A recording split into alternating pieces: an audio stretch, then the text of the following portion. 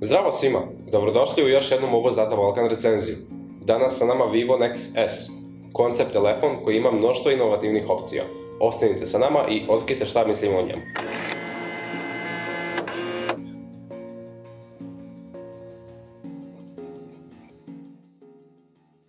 Svima je poznato da brendovi već duže vremena pokušavaju napraviti telefon kojem će čitav frontalni dio biti ekran. Senzori, zvučnici i kamere koji su prisutni na vrhu ekrana po tom pitanju ispaštaju, pa moraju pronaći svoju poziciju na nekom drugom mjestu. Kod različitih proizvođača smo mogli vidjeti različite pristupe ovom trendu. Tako da je Xiaomi kod svojih telefona implementirao slider gdje se čitav prednji dio telefona pomjera. Većina njih se također odlučila na izreze na ekranima kako bi ekran mogao biti proširen na ćoškove. Ali Vivo je uradio nešto sasvim drugačije. Nešto što još nismo mogli nigdje vidjeti. Prednja kamera kod ovog telefona je motorizovana i izlazi iz gornje ivice kada je upalimo, dok je zvučnik pjezoelektrični i nalazi se ispod ekrana. Nex S u našem slučaju dolazi u crnoj boji i pravi odlične kameleon efekte na poleđini, dok je pored crne dostupna i crvena opcija boje. Idemo vidjeti šta se nalazi u kutiji ovog telefona, pa ćemo popričati o njegovim mogućnostima. Pored samog uređaja u fabričkom pakovanju dobijamo i brendirane bubice slušalice sa zamjenskim jastučićima, brzi adapter za punjenje, Type-C kabel, korisnička uputstva, iglicu za vađenje SIM utora, kao i tvrdu plastičnu frostovanu masku za telefon sa odličnim kvalitetom izrade. Moglo bi se reći da je ekran ovog uređaja jedna od njegovih najboljih stavki. Naravno, u skladu sa trendovima tehnologije, Vivo se potrudio da odnos ekrana prema cijeloj prednjoj strani bude što veći. Zvanični podaci govore da ekran pokriva čak 86% prednje strane telefona. Naravno, ovo ne bi bilo moguće da se Vivo nije odlučio da implementira prednju kameru onako kako smo malo prije opisali, ali više o njoj malo kasnije. Što se tiče samog ekrana, važno je reći da je on poprilično ogroman sa dijagonalom od 6,59 inča i da je izrađen u Super AMOLED tehnologiji. Rezolucija od 1080x2316 piksela razvučena na ovoliki ekran rezultuje sa 388 piksela po inču. Također, ekran je zanimljiv ne samo zbog boja koje su sjajne i zadovoljavajuće oštrine, već i zbog svega što krije ispod sebe. Na primjer, čitač otiska prsta se nalazi ispod ekrana, što je zaista vrhunski dodatak. Ovim telefon dobija još ljepši izgled jer se gube izrazi koje bi inače morao da ima.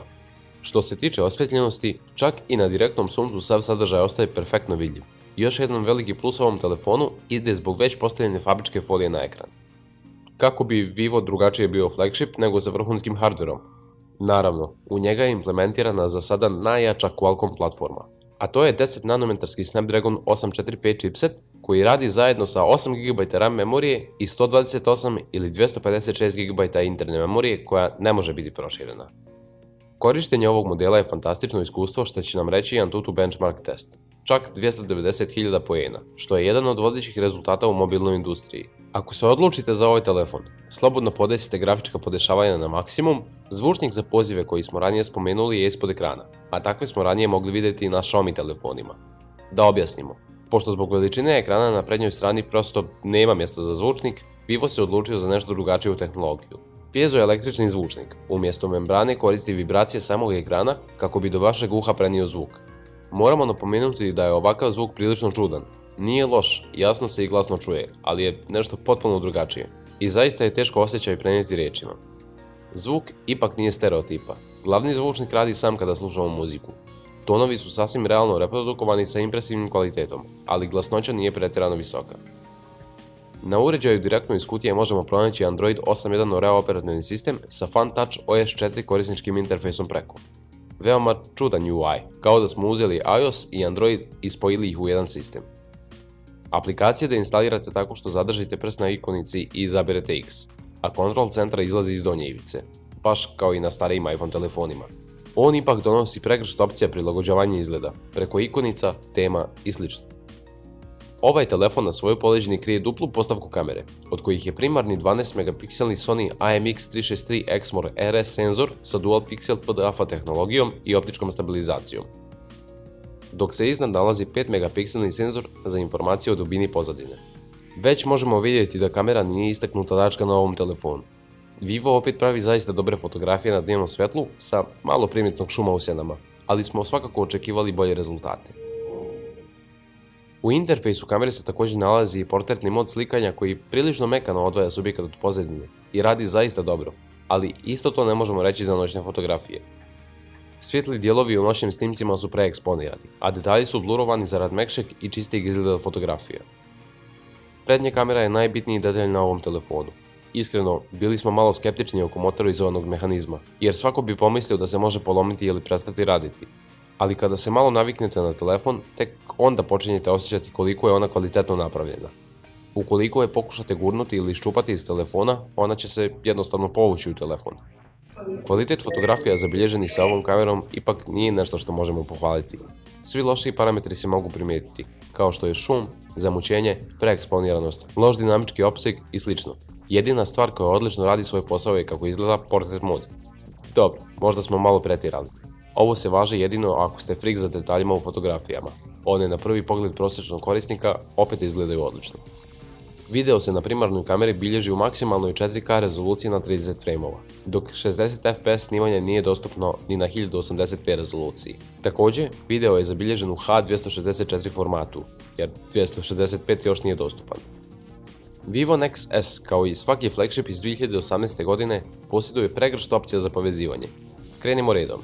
Što se tiče konekcije s računarom i punjačem, telefon koristi USB Type-C port koji se nalazi na dnu telefona. Osim toga, sve ostale standardne mogućnosti su tu, kao što je Wi-Fi 802.11 na duplom kanalu, Bluetooth 5.0, USB OTG i sl. Pored porta za punjenje se nalazi SIM utor, ali budite oprezni kako ne biste gurnuli iglicu u mikrofon koji se nalazi odmah pored sa desne strane. Nažalost, postoji neke stvari koje ovaj telefon ne podržava. Bilo bi poželjno da Vivo Nex S ima podršku za bežično punjenje, međutim to nažalost nije slučaj. Također nemamo ni NFC, što će na primjer bežično plaćanje telefonom učiniti nemogućim. Za razliku od ostalih brendova, Vivo je ostao dosljedan prema željama korisnika i na vrhu telefona ostavio 3,5 mm audio ulaz. Baterija koju je Vivo implementirao u Nex S ima 4000 mAh. Ovo nije toliko stran podatak u posljednje vrijeme, međutim subjektivan osjećaj pri korištenju je da se na ovom uređaju baterija ne vrazni. Zaista, čak uz neprestano igranje igrica, gledanje videa, korištenja Wi-Fi usluga i opšte korištenje telefona, baterija je uspjela da izdrži 2 puna dana. U poređenju sa recimo OnePlus 6T koji ima svega 300 mAh manje, osjećamo da Vivo može da izdrži mnogo duže. Možemo sa sigurnošću reći da je telefon sposoban za još dužu autonomiju uz konzervativnije korištenje. Nex S posjeduje mogućnost brzog punjenja, tako da će za 2 dana autonomije biti potrebno tek oko 1 sat i 20 minuta na punjaču. Impresivni podaci. Ukoliko ste entuzijazista za tehnologijom i inovacijama, ovo je odličan telefon za vas. Čini nam se kao da je Vivo Nex S fenomenalan uređaj za bilo šta, jer kako ste mogli i primijetiti u recenziji, nema minusa koji bi mu mogli dati, osim za kvalitet prednje kamere i nedostatak NFC sistema. On košta od 650 do 700 eura u slobodnoj prodaji, gdje ga jedino možete i pronaći, jer zvanično nije dostupan u našim krajevima i svakako je vredan svoje cijene. Kako se vama dopada Vivo Nex S? Vaše mišljenje bi voljeli vidjeti u komentarima. Ako imate prijedlog ili želite vidjeti neki konkretan model uskoro na recenziji, budite slobodni da napišete u komentaru ili na našoj Facebook stranici.